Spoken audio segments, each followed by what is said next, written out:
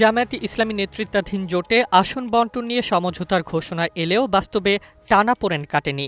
চরমোনাই পীরের ইসলামী আন্দোলন জোট ছেড়ে যাওয়ার পর দলটির জন্য বরাদ্দ ৪৪টি আসন ঘিরে নতুন করে ভাগ বসাতে চাইছে এনসিপি ও মামুনুল হকের নেতৃত্বাধীন বাংলাদেশ খেলাফত মজলিস।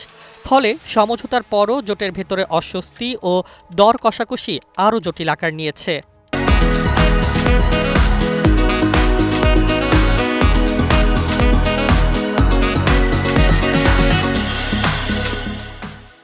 জামায়াত সূত্র জানায়, ইসলামী আন্দোলনের জন্য নির্ধারিত ৪৪টি আসনের মধ্যে এনসিপিকে ৩০টি এবং বাংলাদেশ খেলাফত মজলিসকে ২০টি আসন ছাড় দিতে প্রাথমিকভাবে রাজি হয়েছে জামায়াত। তবে এনসিপি ইতোমধ্যে ৪৪টি আসনে প্রার্থী দিয়েছে এবং সমঝোতা অনুযায়ী আরও ৩টি আসন পাওয়ার কথা থাকলেও দলটি অতিরিক্ত ১০টি আসন দাবি করছে।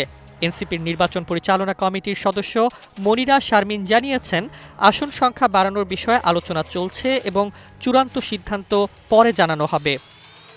অন্যদিকে ৯৪ আসনে প্রার্থী দেওয়া বাংলাদেশ খেলাফত মজলিসের জন্য ১৬টি আসনে রিকশা প্রতীকে জোটের প্রার্থী চূড়ান্ত হয়েছে।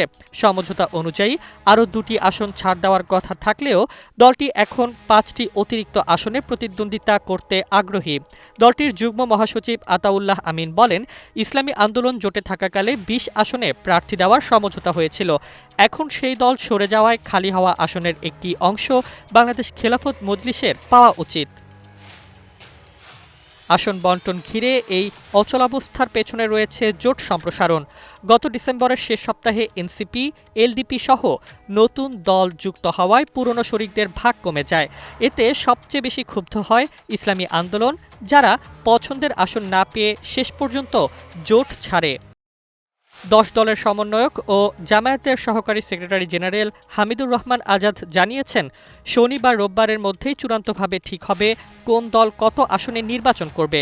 তখন স্পষ্ট হবে জামায়াতের শরিকদের দাবি আদৌ পূরণ হয় কিনা।